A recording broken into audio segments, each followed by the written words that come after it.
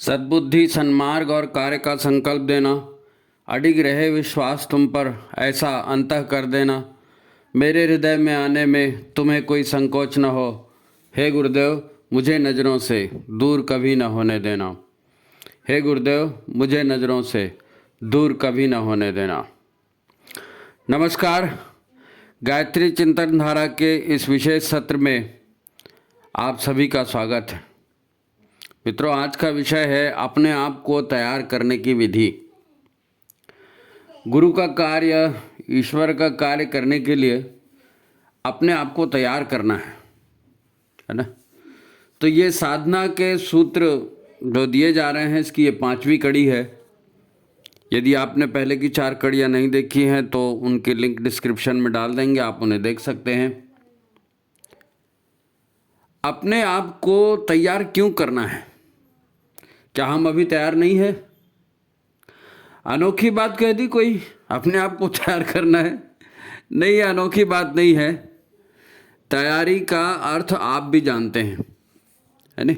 तैयारी जरूरी होती है, आपको मालूम है। आप जुमाई लेकर, अंगड़ाई लेकर उठते हैं, अपने आप को आईने में देखते हैं, फिर फ्रेश होने के लिए उपक्रम करते हैं, है ना? फिर नहा धोकर कुछ प्रसाद पाकर फिर तैयार हो जाते हैं। यही तो विधि है तैयार होने की। जीवन के लिए भी ऐसे ही तैयार होना जरूरी है। ऐसे ही तैयार होंगे तो जीवन सार्थक हो सकता है ना। तैयार होना इसी को कहते हैं। अब गुरु कार्य, ईश्वर की भक्ति, समाज सेवा या जो और भी काम हम करते हैं तो उसे मन लगाकर करना है, अपना 100% अपने काम में देना है, तो उसकी भी तैयारी करनी चाहिए। ऐसा नहीं कि बस उठे और चल दिए। शरीर की चुस्ती दुरुस्ती और मन की जागरूकता होगी तो काम बेहतर ढंग से हो सकेगा। वैसे भी शरीर का मूलभूत स्वभाव भी जो है ना, वो ईश्वर ने स्वयं बना कर रखा है। शरीर का स्वभाव, मूलभूत स्वभाव जो है, ईश्वर ने स्वयं बना कर रखा है। वो शरीर के साथ इनबिल्ट है इनबिल्ट है वो प्रोग्राम, है ना। वो ये कि हमारे शरीर में अनेक डिपार्टमेंट हैं, अनेक अंग अवयव काम करते हैं।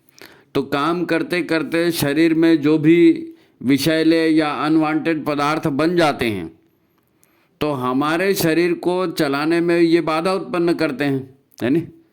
अनवांटेड पदार्थ हैं, जहरीले पदार्थ हैं, एसिड बन गया, यूरिक एसिड बन गया, कुछ और बाकी चीज़ें बन गई, कफ बन गया, तो ये सब निकालना पड़ता है ना शरीर को।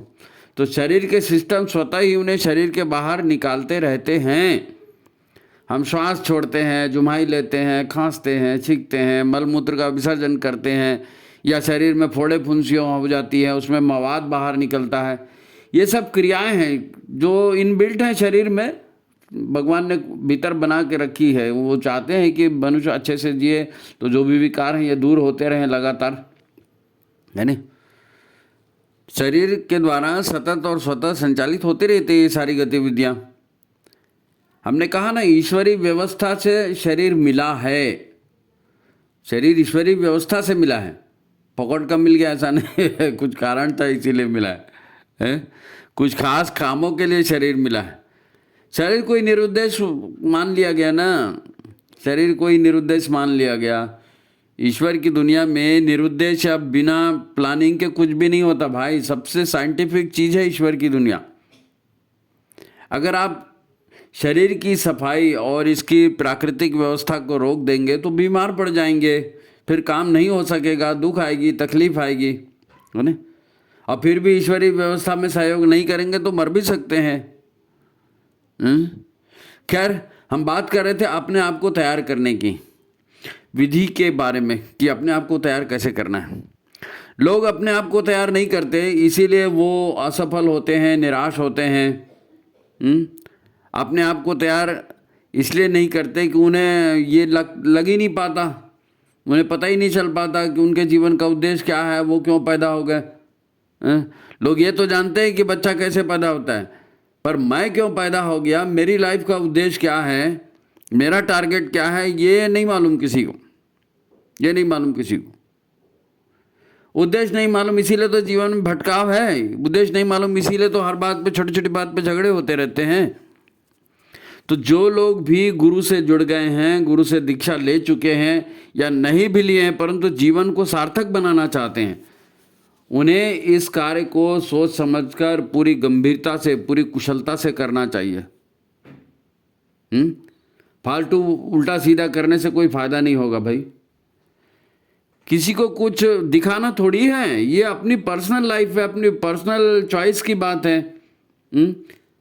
आप नौकरी करते हैं, धंधा करते हैं, उद्योग, खेती, किसानी, संगीत, खेल, किसी का भी आप अभ्यास करते हैं, अपने शरीर और अपने मन को उसके अनुकूल चुस्त दुरुस्त रखना पड़ेगा, नहीं तो सफलता कैसे मिलेगी। वो कहते हैं ना, कर्म ही पूजा है, तो पूजा की तैयारी तो करनी पड़ेगी बाबा, पूजा की तैयारी भी तो करनी पड़ेगी।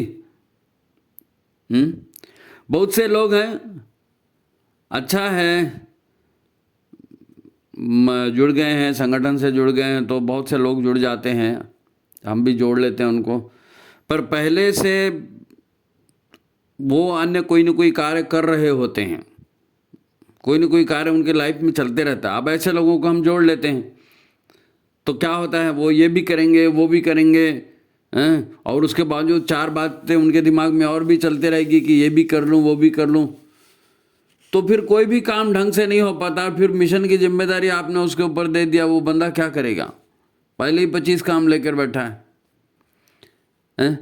अब ऐसे कार्यकर्ताओं को जब आप काम की जिम्मेदारी देंगे तो फिर उन्हें कुछ खास प्रशिक्षण से आपको गुजारना पड़ेगा, ताकि वो कार्य के प्रति ज़्यादा सजग हों और अपनी जवाबदारी पूरी तरह से निभा सकें। तो फिर कुछ छोटी छोटी लेकिन महत्वपूर्ण बातें हैं जिन पर हम चर्चा करेंगे।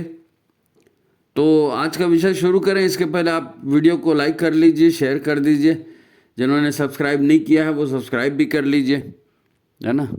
बहुत महत्वपूर्ण ये सीरीज़ चल रही है, 5वीं कड़ी है उसकी। मित्रों, महाकाल चाहते हैं, गुरुदेव चाहते हैं, भगवान चाहते हैं, नियति ये चाहती है, परम सत्ता ये चाहती है कि आप शुद्ध हों, आप बुद्ध हों, आप समर्थ हों, आप शक्तिमान हों, और अन्य लोगों को भी आप यथाशक्ति सहारा दें।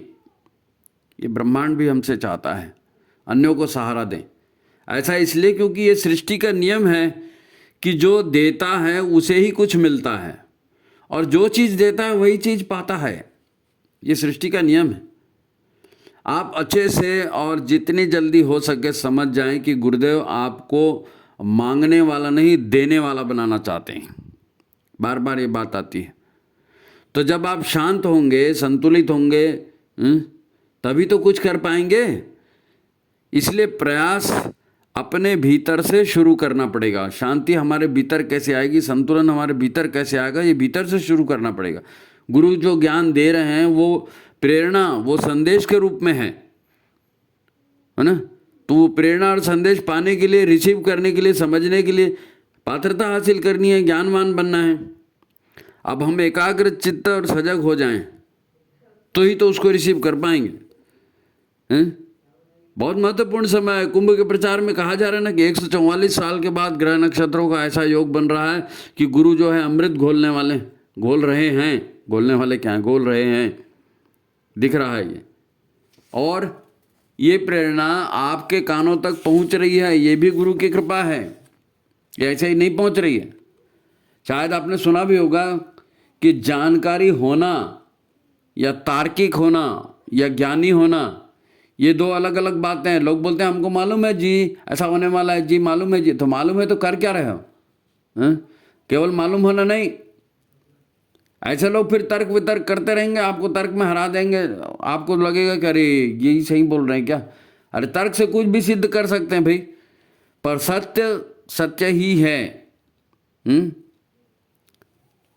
ये तर्क द्वारा आप जो भी सिद्ध कर रहे हो वो कोई सत्य होना कोई जरूरी थोड़ी है। आपने ठीक है उल्टे सीधे पॉइंट रखे और सामने वाला चुप हो गया, इसका क्या मतलब। हो सकता है ज्ञानी के पास, जिसके पास वास्तव में ज्ञान है, जो समझ रहा है, उसके पास नहीं होंगे तर्क, और तर्क नहीं दे रहा है, हार भी गया। इससे कोई सत्य तो नहीं बदला ना। और सत्य यही है कि युग बदल रहा है और युग के हिसाब से अपना सेटलमेंट आपको अभी कर लेना है, ये आखिरी टाइम है। ये सत्य ही जीवन की वास्तविक पूंजी है, यदि आप इसको जान जाएं। यही सत्य तो गायत्री के रूप में अवतरित होना है। तो मतलब ये बोलने बताने का या सीखने की चीज नहीं है। सत्य जो है ना, बोलने बताने सीखने की चीज नहीं है, सत्य अवतरित होता है। गायत्री भीतर में अवतरित होती है। आप तो प्रार्थना करते हैं ना, उस प्राण स्वरूप दुख नाशक सुख स्वरूप श्रेष्ठ परमात्मा को हम अपने अंतःकरण में धारण करें, वो परमात्मा हमारी हमारी बुद्धि को सन्मार्ग में प्रेरित करे। ये आप प्रार्थना कर रहे हैं। आप सद्बुद्धि कैसे घुसा दोगे अंदर? सद्बुद्धि कैसे अंदर घुसा दोगे? आपको उसके लिए भीतर में माहौल बनाना पड़ेगा। षटकर्म करते हो नहीं, क्या है, माहौल बनाने की बात है। खैर वो हमारा टॉपिक नहीं है। मेन बात यह है कि सत्य भीतर अवतरित होता है। आप उसको बैठा नहीं सकते, मार्केट से लाए और एक चिप लगा दी। उसके लिए बस अंतःकरण में वातावरण बनाना पड़ता है, और इसी को साधना कहते हैं। योग मार्ग का ये प्रथम चरण है। यही साधना, यही धर्म है, और साफ साफ कहें तो यही बेसिक व्यवहार है जिससे अंतःकरण पवित्र होता है ना। ये साधना जो गायत्री को अवतरित करने के लिए की जाती है, वही साधना मेन है, उसी से अंतःकरण पवित्र होता है। इसका व्यवहारिक पक्ष क्या है? यम और नियम, यम और नियम का पालन करना। अब क्या कहें, कैसे स्पष्ट करें कि ये यम और नियम क्या है? बड़ी कॉमन चीज़ है, लेकिन लोग ध्यान नहीं देते ना। गायत्री महाविज्ञान जिन्होंने पढ़ा उनको मालूम है। देखो, प्रारंभ में अपन बात कर रहे थे ना कि अपने आप को तैयार करने में अंगड़ाई लेना, फ्रेश होना, स्नान करना, फिर अल्पाहार करना, प्रसाद लेना, ये चीज तैयारी में। तो यम और नियम भी तो अंतःकरण को तैयार करने के लिए है। अंतःकरण में ऐसा माहौल बन जाए कि वो सत्प्रवृत्तियाँ, वो सद्ज्ञान अंदर में एंटर करें। ज्ञान ही तो ईश्वर है जी, सब तो ब्रह्मांड में व्याप्त है। हमारे अंदर इसलिए नहीं आ रहा है कि अंदर में गंदगी भरी है। गायत्री का अवतरण इसीलिए नहीं हो रहा है, अंदर में गंदगी भरी है, कषाय कल में हटाना है, वही तो सारी बात है।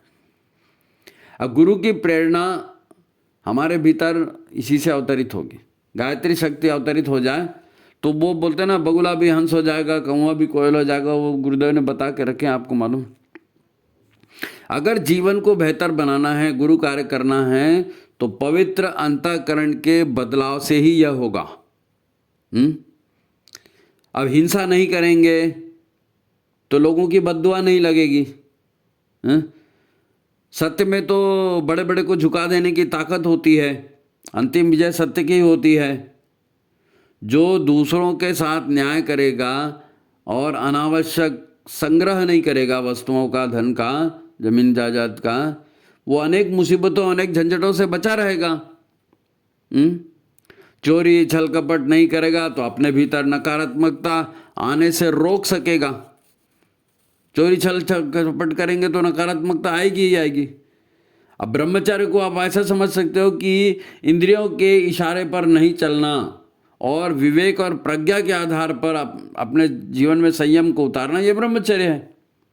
अब ये 5 हैं, ये 5 नियम बड़े बड़े सरल हैं। ये पीढ़ी दर पीढ़ी सब एक दूसरे को सिखाते रहते हैं। यही तो 5 यम हैं, इसी को 5 यम कहते हैं। इसी से अंतःकरण शुद्ध होता है।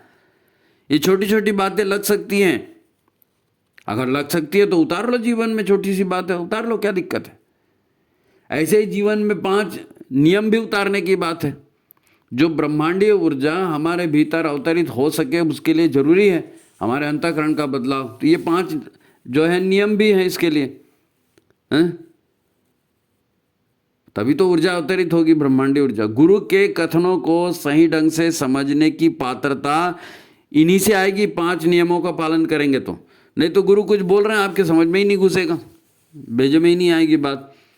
समझने के लिए पात्रता चाहिए ना। एक ही कहानी को 4 लोग अलग अलग ढंग से समझते हैं, क्योंकि पात्रता अलग है सबकी, अलग अलग निष्कर्ष पर पहुंचते हैं।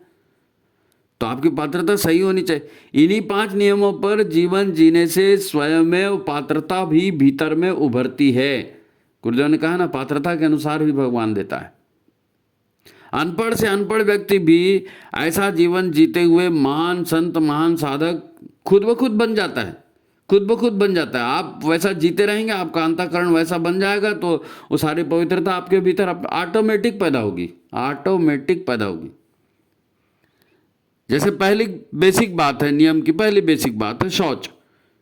शौच, इससे महत्वपूर्ण कुछ नहीं हो सकता। शौच से केवल पेट की सफाई नहीं, उससे महत्वपूर्ण है मनोभाव की शुद्धि।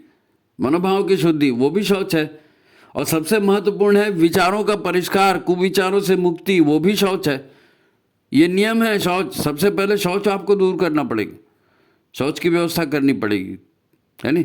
दूसरा नियम है जितना जीवन के लिए आवश्यक है उतना ही प्राप्त करने का विचार करना, यानी संतोष का जीवन।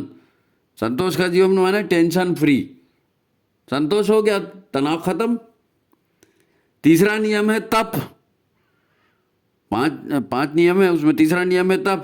तप का अर्थ है कि हमारे अंतःकरण में जो हिंसा है, जो असत्य हमने पाल रखा है, हमारी भ्रांत धारणाएं हैं, संग्रह की मनोवृत्ति है, या दूसरे के माल पर हम नियत लगा के बैठे हैं, या हमारे अंदर इंद्रिय असंयम है, तो इन पांचों वृत्तियों पर विवेकपूर्ण नियंत्रण करना, यही तप है।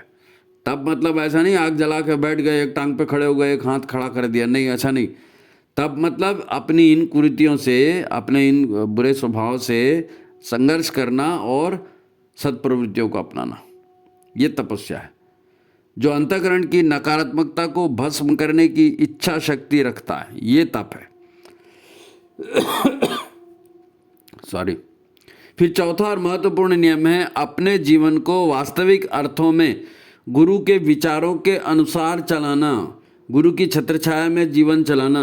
ये होता है स्वाध्याय के माध्यम से, सत्संग के माध्यम से। अगर आप स्वाध्याय सत्संग नहीं करेंगे और उस पर मनन चिंतन नहीं करेंगे, केवल किताब पढ़ लेने से नहीं, उस पर मनन चिंतन नहीं करेंगे, तो गुरु के विचारों का आपको आश्रय नहीं मिल पाएगा, है नहीं।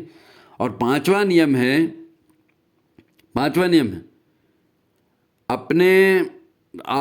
अपने आप के जो जीवन है ना, उससे उस जीवन को ईश्वर के नियमों के अनुसार, विधि के विधान के अनुसार, या गुरु के आदर्शों के आधार पर श्रद्धा पूर्वक चलाना। ईश्वर प्राणिधान, ईश्वर के अनुसार, श्रद्धा अनुसार अपने जीवन को उसके अनुसार चलाना। ये पांच यम है और 5 नियम है। बेसिक फंडामेंटल चीज़ें हैं जो आदमी को मतलब योग का आधार, ईश्वर से जुड़ने का आधार, सर्वशक्तिमान बनने का आधार, साधना का आधार, जो भी बोलो आप, यही है। गायत्री अवतरण का आधार भी यही है। अगर कोई अपने जीवन में वास्तव में सफल होना चाहता है, सुखी होना चाहता है, अपना भविष्य बनाना चाहता है, या लोक सेवा करना चाहता है, तो इन 5 यम नियमों पर चले बिना आप कुछ नहीं कर सकते, कुछ नहीं कर सकते, कुछ कर ही नहीं सकते। आप अपने आप को कितना भी बड़ा कार्यकर्ता बना लो, कितने किसी के भी साथ फोटो खिंचवा लो, फ्रेम करके रख लो, आपकी वैल्यू उसमें नहीं बढ़ेगी।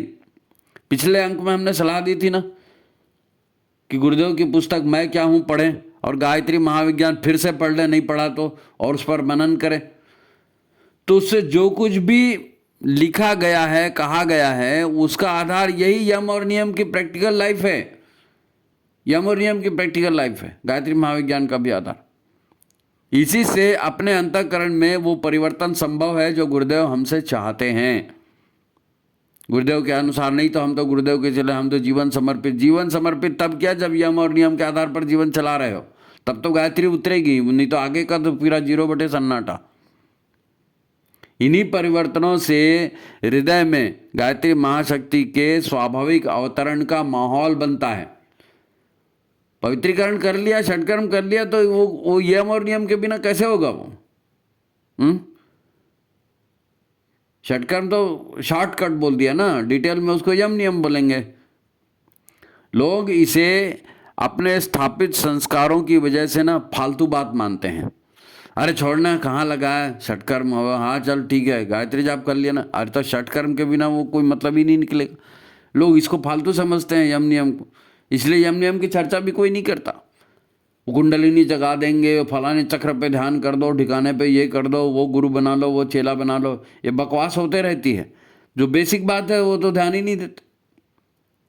इसी से जो है ना उनमें बस उतना ही काम हो पाते हैं जो पिछले जन्म में भी वो करते रहे थे। आपने भी देखा होगा लोगों में ना कुछ गुण जन्मजात होते हैं, उससे उनको जीवन में कुछ सफलताएं मिल जाती हैं, फिर वो उन्हीं सफलताओं को ढिंढोरा पीट पीट कर अपने शेखी बघाड़ते घूमते रहते हैं लोग।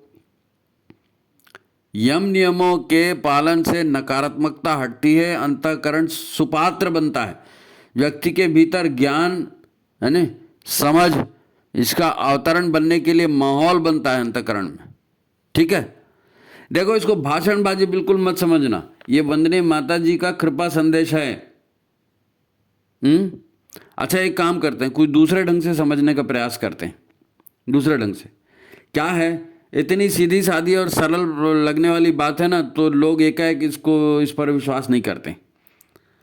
प्रारंभ से ही जो है ना ये सब तंत्र मंत्र, कठोर तपस्या और फलाने ऋषि और हिमालय और विशिष्ट मंत्र और विशिष्ट यंत्र, साधु सन्यासी, कुंडलिनी जागरण, मारण, उच्चाटन, पता नहीं क्या क्या सुन सुनकर मन में ऐसे भ्रम पाल लेते हैं कि बस पीला कपड़ा पहन लिया, मंत्र वो ये कर लिया, मतलब अब अगर ऐसा नहीं किया तो नरक में जाएंगे क्या, ऐसा नहीं किया तो ऐसा हो जाएगा क्या।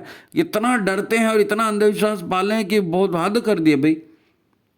तो मेरा निवेदन तो यही है कि कृपया अपने गुरु की शिक्षा पर आपको पूरा विश्वास रखकर गुरु की शिक्षा का अनुसरण करो तो सही, देखो तो सही, आपको प्रूफ मिल जाएगा, खुद ब खुद प्रूफ मिल जाएगा। वो कहते हैं ना पहले इस्तेमाल करें फिर विश्वास करें, तो जो गुरु ने कहा है उसको जीवन में उतारो ना भाई, तब यकीन होगा।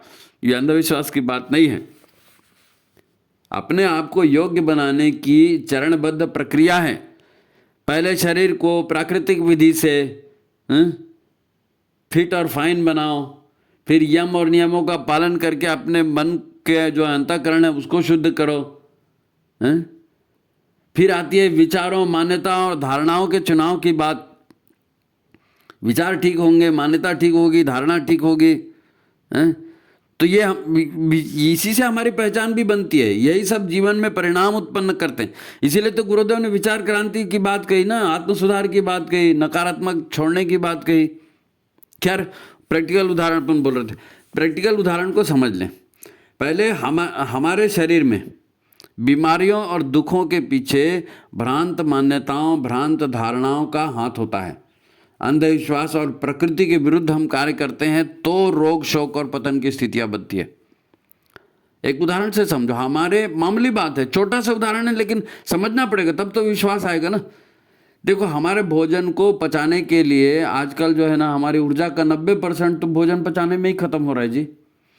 90% भोजन पचाने में ही खत्म, क्योंकि उठपटांग एंड बैंड खाते हैं, एंड बैंड टाइम पे खाते हैं, और फिर वो न थोड़ा सा खा लो, थोड़ा सा, फिर अरे पचेगा तब ना दादा, पचेगा तब ना। 90% ऊर्जा पाचन में ही खत्म हो रही, तो फिर बीमारी को ठीक करने के लिए ऊर्जा कहाँ से आएगी? 90% ऊर्जा आपने उसी में लगा दी भोजन पचाने में, तो बीमारी कहाँ से ठीक होगी? अगर आहार शरीर की जरूरतों के हिसाब से लेंगे, मल विसर्जन आपका ठीक होगा, मन प्रसन्न रखेंगे, फालतू के दबाव और तनाव से दूर रहेंगे, तो पेट में ऊर्जा की खपत भी कम होगी। पेट में ऊर्जा की खपत भी कम होगी, खाया पिया ठीक से पचेगा और ठीक से बाहर भी निकलेगा, तो शरीर में प्राण ऊर्जा बचेगी, तो बीमारियां, दुखों से छुटकारा भी होगा। क्योंकि प्राण ऊर्जा बचेगी तब तो आप रोगों से लड़ोगे ना, रोग जाएंगे तो दुख भी जाएंगे। दूसरी बात हमारे दिमाग की भी है, पेट की बात बोला ना, दिमाग की भी है, कि दिमाग में क्या है कि हमारे दिमाग की विचारों की और भावनाओं की बात है।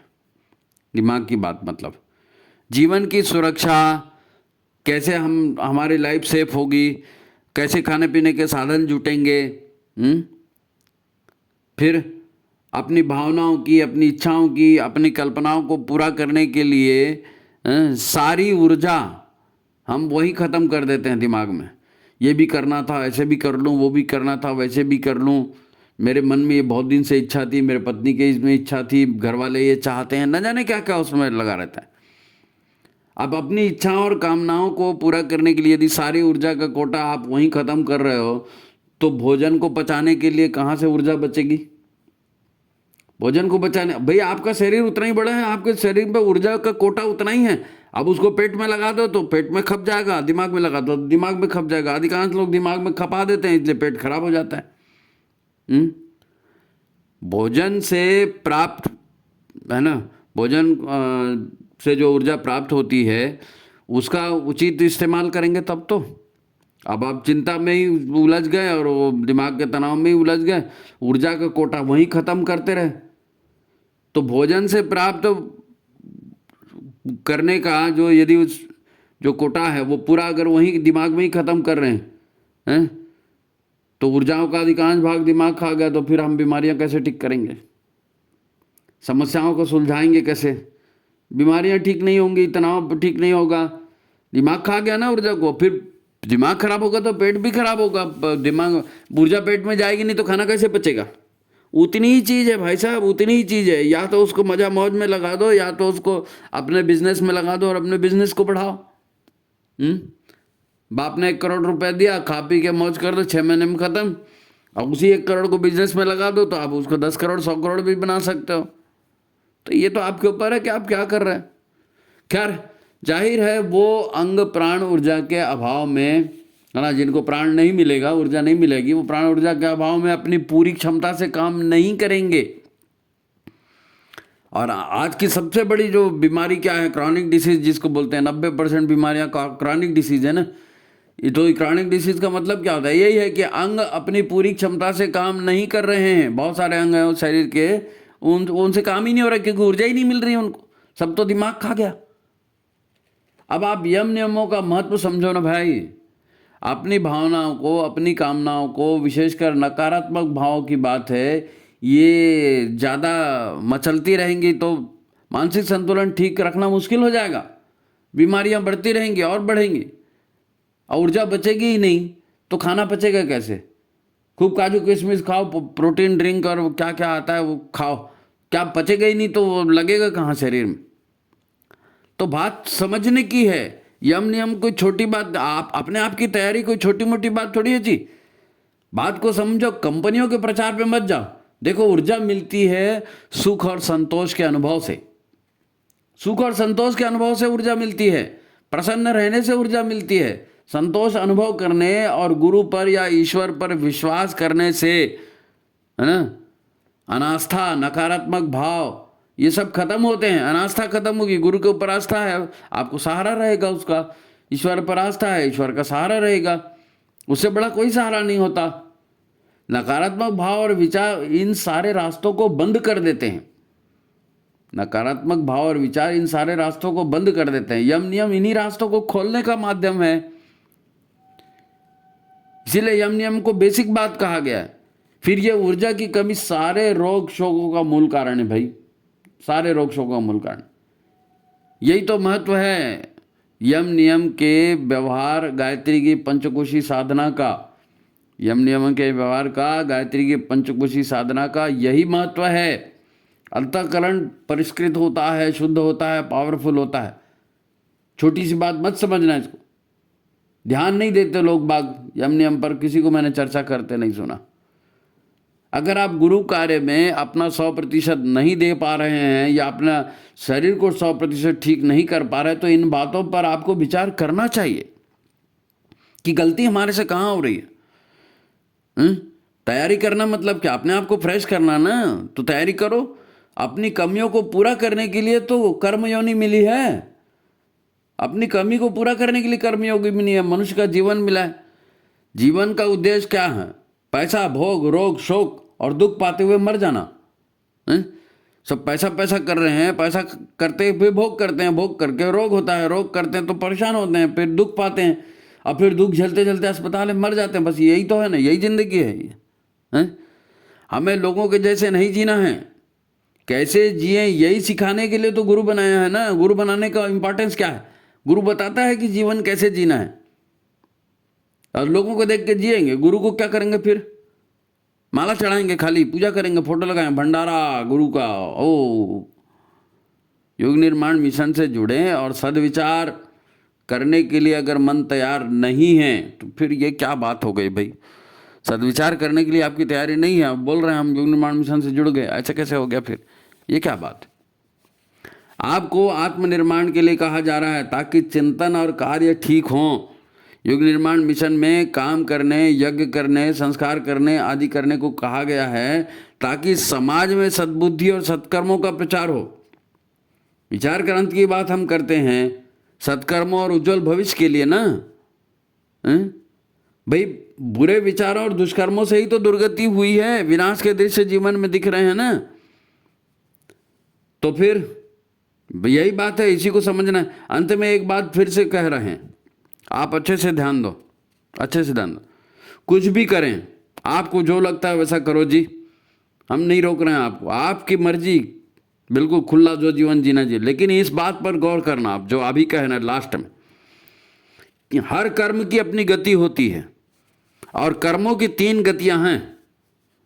कर्मों की 3 गतियां हैं। एक कर्म आप करेंगे भोग, उससे आपको मजा मौज आएगी, है ना, और मजा मौज के बाद में रोग का परिणाम आएगा, भोग के बाद रोग जुड़ा हुआ है। कर्मों का दूसरी गति क्या है? कर्मों से एक तो आप भोग कर सकते हैं और दूसरी गति क्या है? कर्मों के संस्कार। भोग आपने कर दिया या जो भी अच्छा बुरा काम किया, उस अच्छे बुरे काम के संस्कार होते हैं। कर्मों के संस्कार स्वभाव बनाते हैं मनुष्य का। जैसे कर्म करते रहोगे वैसे स्वभाव बनेगा ना, वैसे भाव आपके भीतर उत्पन्न होंगे, और ये स्वभाव जो है ना, ये अगले जन्मों तक इसकी ऊर्जा चलते रहती है। तो ये जो भी आप कर्म कर रहे हैं, जो भी आज आप काम कर रहे हैं, तो ये आज की आज बात खत्म नहीं होने वाली है, ये संस्कार बन के आपके साथ जन्म जन्मांतर में चलेगी। और तीसरी महत्वपूर्ण बात कि कर्म की तीसरी गति, कर्मों से ही प्रारब्ध बनता है। प्रारब्ध यानी जो इस जीवन के भोग आप अपने साथ लेकर आए हैं उसको प्रारब्ध कहते हैं, तकदीर। तो कुछ समझा? भोग और मजा मौज आप अपने संयम से नियंत्रित कर सकते हैं, इसी जन्म में कर सकते हैं अगर करना चाहे तो, भोग और मजा मौज पर। और संस्कारों को बदलने के लिए, संस्कारों को बदलने में फिर आपको थोड़ा सा कठोर तप साधना करनी पड़ेगी, थोड़ा मुश्किल काम है, पर हो सकता है, अपने संस्कारों को व्यक्ति बदल सकता है। लेकिन प्रारब्ध, प्रारब्ध तो बेटा इस जन्म में तो नहीं बदल सकते आप, प्रारब्ध को भोगना ही पड़ेगा, चाहे रो कर भोगें, चाहे दुखों से भोगें, मर मर के भोगें, मर मर के जिएं, कैसे भी करें, प्रारब्ध तो भोगना ही पड़ेगा। कोई बिरला ही साधक होता है जो अपने प्रारब्ध को अपने पुरुषार्थ से बदल सकता है, वो बिरला होता है, आम आदमी नहीं करता। तो फिर तो पूरा सार क्या है? पूरा सार यह है कि अपने आप को तैयार करना है कि नहीं, सोच लो। अपने आप को तैयार करना है कि नहीं, सोच लो। कितना जीवन बचा है आपके उम्र में, जीवन में कितनी लाइफ जी चुके, कितना जीवन बचा है, तब तक जो भी कर सकते हो कर डालो। 144 वर्षों के बाद ये मुहूर्त आया है, फिर न भूतो न भविष्यति। तो ये आज की 5वीं कड़ी थी, 5वीं कड़ी का ये अंत हुआ। ठीक है, 4 कड़ियाँ और, ये बहुत महत्वपूर्ण सीरीज चल रही है, आप खुद सुने इसके और लोगों को सुनाइए। बाकी जो 4 कड़ियाँ जो प्रसारित हो गई हैं उनके लिंक हम डिस्क्रिप्शन में दे देंगे। अगर आपको डिस्क्रिप्शन समझ में नहीं आता तो कोई दूसरा मोबाइल आपको चलाने वाला बच्चा होगा, उसको पूछो डिस्क्रिप्शन बॉक्स कहाँ है, उसमें लिंक दिया है। बहुत से लोग बोलते हैं हमको लिंक भेजा रहे थे, लिंक को ऑलरेडी उसके साथ दिया हुआ है भाई। देखें, ये सारा महाकाल का संदेश है, वंदनी माता जी का संदेश है, और कैसे ये तैयार होता है और वीडियो तक कैसे पहुंचता है, कभी बोलोगे तो आपको बताएंगे, लेकिन वो थोड़ी दूसरी बात हो जाएगी। तो ठीक है, आज की बात यहीं समाप्त है। आप वीडियो को लाइक करिए, शेयर करिए, सब्सक्राइब कीजिए और माता जी के संदेश का लाभ उठाइए। सभी को प्रणाम, नमस्कार।